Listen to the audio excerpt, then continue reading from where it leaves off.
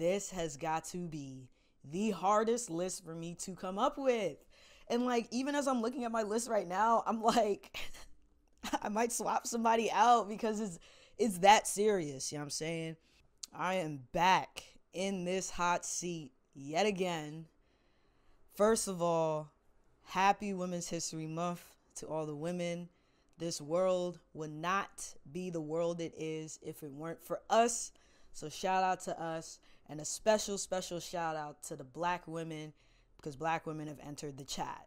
In today's episode, I will be taking a deeper dive into the black women photographers that inspire me, that motivate me, and that keep me going as a creative through their journeys, through their work. It's not a cohesive list. There are so many dope black women, but without further ado, we are going to get into this list. The first person on my list is Flo Ngala.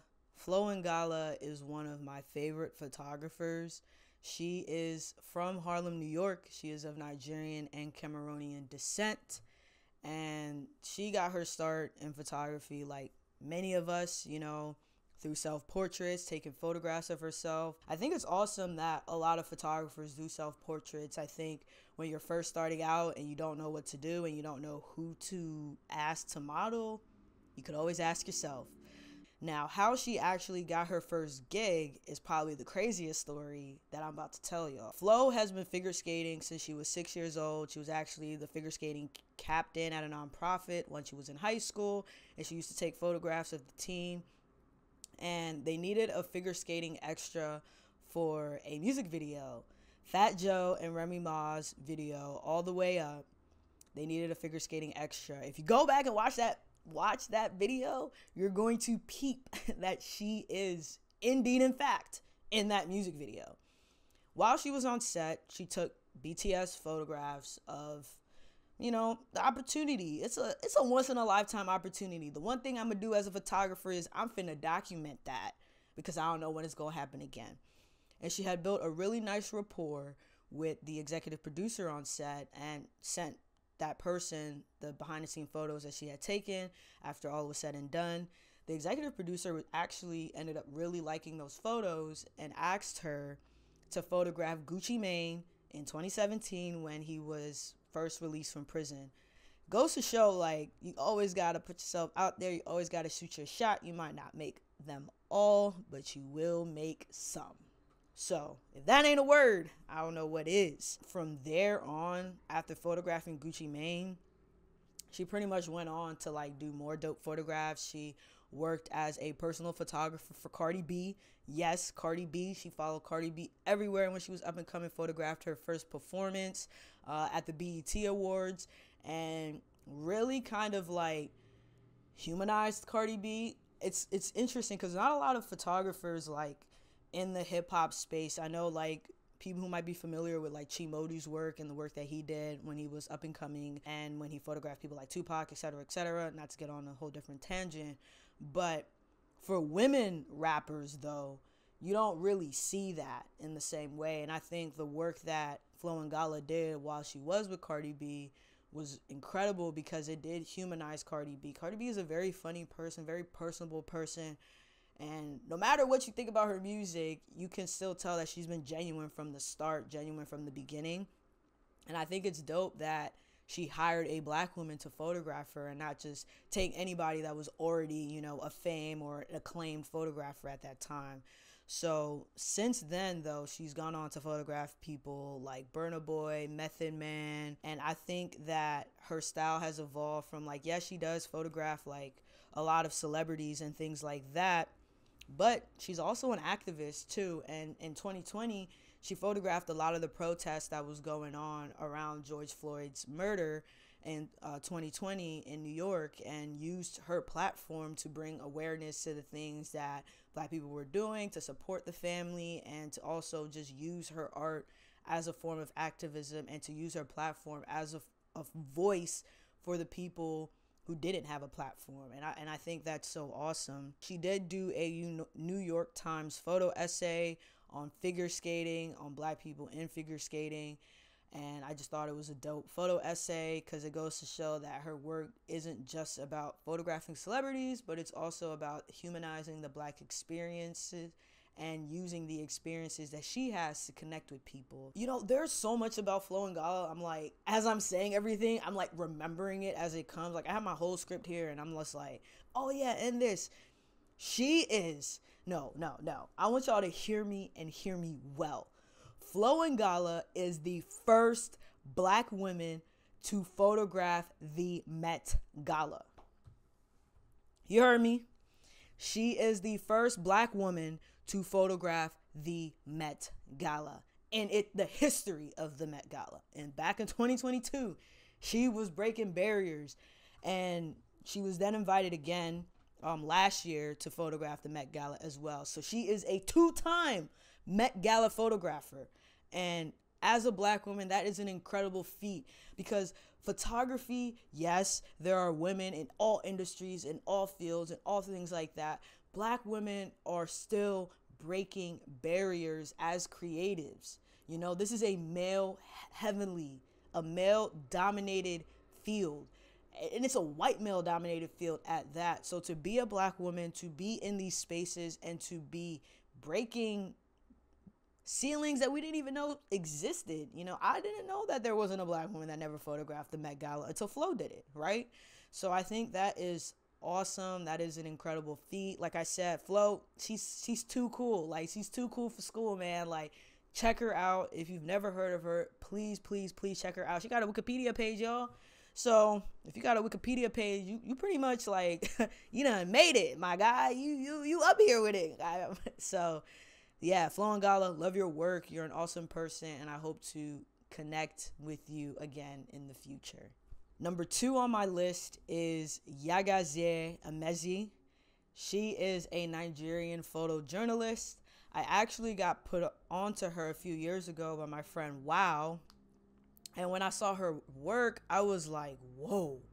I had never seen Nigeria or Africa, for that matter, photographed in modern times. You know, like, if you've ever been to Nigeria, which I have, Nigeria has a different type of energy when it comes to people just randomly carrying their cameras around doing street photography. Like, people are gonna ask you, like, what are you doing? Why are you doing this? Why are you taking pictures of me? Etc., etc. So I feel like you gotta have this kind of boldness to you, to be a creative and to live in Nigeria. You know what I mean? So like, for her as a photographer in Nigeria, and to do street photography and to do photojournalism, it's very beautiful to see someone bring the humanity to our people. And a lot of times, like, there are things that African people struggle with, you know, like lack of resources, like no clean water or no constant electricity. Like, unless you have money, unless you get money, it's very difficult for you to have a very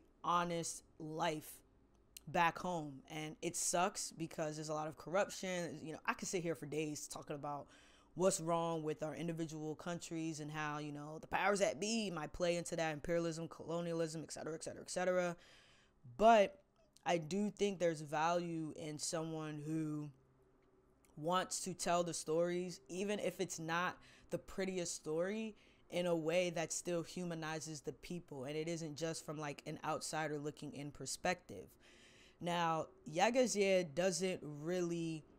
she doesn't have the easiest conversations through her photographs, right? She does serious topics like domestic violence, women's health, sexual health, just overall like body image, and things that might be queasy to the next person, or something that people kind of shy away from because they find that these topics aren't important, or they just don't have the bandwidth to do it. I think Yagazie puts herself in these uncomfortable situations because she feels that these are topics that are important. Like, women's health is very important, and the only way people are going to know about it is if you talk to other women and you talk about their shortcomings, you talk about what they're going through, and you write about it, and you put it in the magazines like a Vogue or a National Geographic, and put them in spaces like that. Then you're able to bring people along and not only just shed awareness, but you're also humanizing the people and humanizing their experience. and giving them a platform. And I think that's honestly so beautiful. And Yagazie is also the first African to photograph for the National Geographic. Again, another Black woman that is breaking barriers that honestly you sometimes you don't even know exist. Like, you really, like, once it happens, you're like, dang, like, I did not even know that no African woman has ever photographed for the National Geographic. Yagazie did, I'll tell you that right now. And I think that is incredible, because again, it speaks to the fact that photography is and was a heavily male dominated field, and it's just now we're starting to see a lot of these barriers being broken by Black women specifically. And I think that is incredible. It's awesome, and it goes to show that we also have a voice for ourselves. Now, the project that I really love by Yagazie is her project called The Scars We Wear. So Yagazie has a really big scar on one of her legs. I can't remember if it's the left or the right, but she was a victim of a car accident growing up and had this really big scar on one of her legs, which inspired her to tell the stories, The Scars We Wear. From her perspective, she felt that people who had scars were photographed in this sort of like standoffish way where we didn't give them any decency. Growing up in Nigeria, when you have a scar and you have a scar as big as Yagazie, when people see you, they gasp. They're like, yo, what happened? What's going on? And they actually, ask you how you got that scar, and you can see the sincerity, you can see the humanity in their lives. And then when she came to America for college, people just stared. Goes to show you the society difference of, scars. And she was just talking about how, like, the communities affect how you view your scar. And she actually writes about this in an article that I'm going to link down below, where she talks more about, the project The Scars We Wear, because she was a Canon USA ambassador. I think at the moment she is still photographing, but she's working more in the textile space of mixed medium, which is, again, like we talked about in my last video, where it's like, photographers don't stay in one lane. Like, they really try to find other avenues and lanes to, like, put together their work. And she's one of them. Like, she's working in the mixed medium space of collaging her photographs and working in this textile medium that I think is really dope, and seeing her work in a different lens. Yagazie, thank you so much for your work. I really do adore it. And if you haven't heard of her before, definitely check out her work, because she has so much work in store, and it's very honest. She's an incredible writer as well. Check her out. Next on my list is an OG. She goes by the name Deborah Willis, also known as Deb Willis, and she is one of the OGs in photography. She's actually a Philadelphia native. Shout out to Philly. You know what I'm saying? I had to put somebody out here that's from Philly doing the thing. But she is definitely a grandma, like a grandmother and elder in the Black women photography space. She's not just a photographer. She's a historian. She's a producer. She's a professor. And she's also the mother of conceptual artist Hank Thomas Willis. You might be familiar with his work, and a big pioneer in the Black photography space. She is known for images that challenge and redefine the traditional ideas of beauty, especially among Black women. Her work focuses on race, on gender, and history to shed light on the Black experience. And I think one of the most important things that she's done for the photography space, specifically for Black photography space, as a photography historian, she created a book from 1840 to the 1940s that focused exclusively on Black photographers, which included over 300 Black photographers, because she sought to find and recognize African Americans who were in the photography space. And then she followed it up with another installment from 1940 to 1988. And so if you are literally looking for more Black photographers, I would extremely recommend picking up those two books, because you'll find a lot more elders in that space. And in one of her interviews, she had said before she even started either of those books, there were a lot of frustrated Black photographers who were ready to throw their work out. You know, they were ready to just give up on the medium because they didn't have the recognition. They weren't able to create a bigger platform for themselves. And then she came out with those 2 books and was able to feature their work. And I think that's awesome. Like, I think as photographers, especially as Black photographers, it's our job to put people on to other photographers in the game. And I'm noticing that more and more, like, you know, through my study, there's so many artists that I don't know about, or people that I'm learning from y'all commenting them down below, or just saying just being appreciative of me putting this together. And I think this is a modern way. I'm not saying I'm doing half the job of what Deb Willis did, because she included 300 photographers, but it does go to show that, like, if we aren't keeping track of our history as creatives, no one's going to do that for us. So it's our job to document and to keep track of the people who are paving a way for us as Black creatives, especially in the photo space, because we want our work to be featured in history books. We want our work to be featured in museums. We want this and we want that, but it's still our responsibility to keep track of that. I've been seeing a lot of trends of people on like TikTok and Instagram saying that we need to start interviewing our parents and our grandparents if they're still alive, because they hold stories of historical context that we don't know, that as children we just are kind of oblivious to it because they don't share it with us, or because we don't ask them directly. And I think her doing that in the photo space is so important, because then it goes to it reminds us that it is our job to keep track of our history, because this is our history. You know, we can't leave it to other people. We have to recognize ourselves within our community and create that space for ourselves. So shout out to Deb Willis. Thank you for being an OG. Thank you for creating the history books that I'm going to share with my future children on Black photographers in the space. So if you haven't, check out her books. They're really, really awesome. So the next person on my list is another OG. Her name is Ming Smith. Yes, Ming Smith. You know, I kind of have a partial bias to the photographers of the Kamonge group.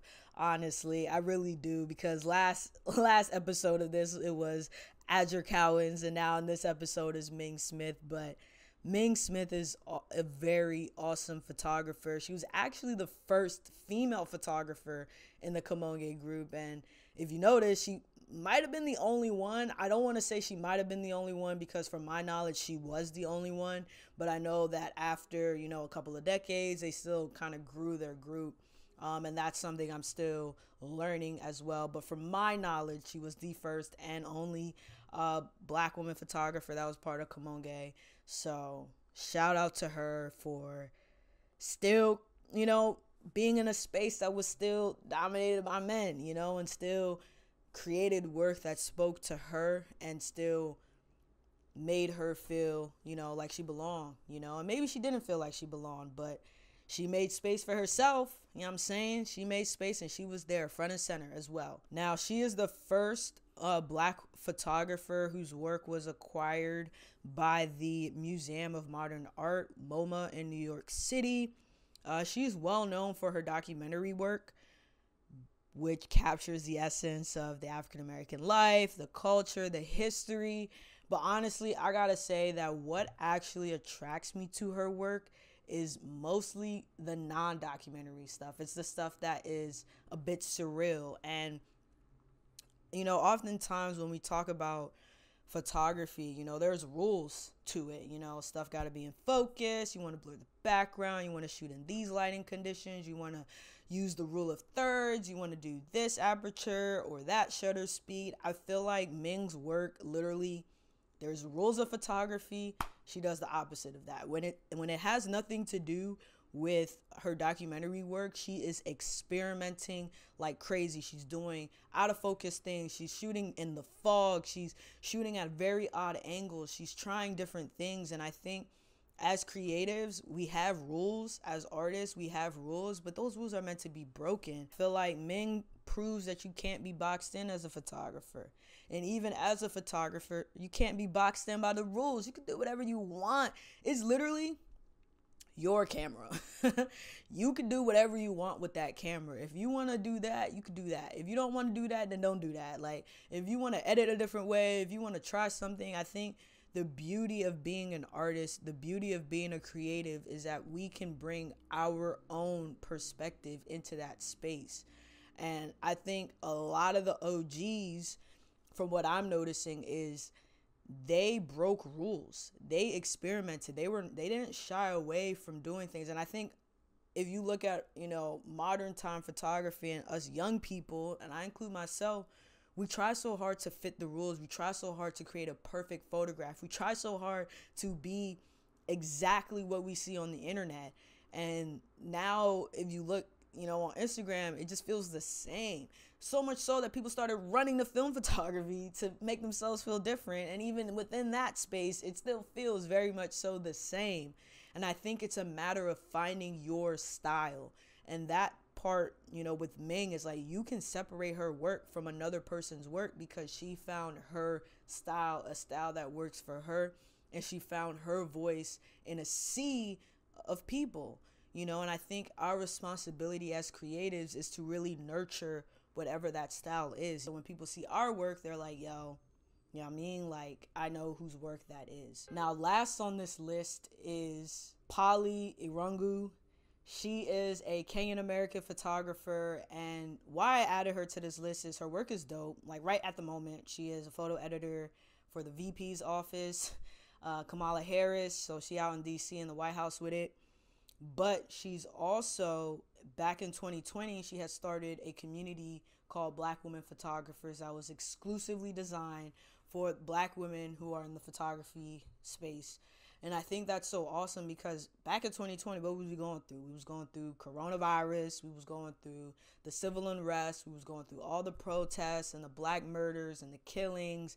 And a lot of that is taxing on Black people, especially like Black women, and to create a space that not only just wanted to talk about like the work that we produce as creatives, but a space where we could be ourselves and we could talk about the struggles that we were experiencing both in our creative life and our work and just like in the real world, because Black women experienced a lot. So her creating this Black women photographers community is also like her uplifting Black photographers, Black women's photographers. And through the community, because I'm part of it, it's on Slack.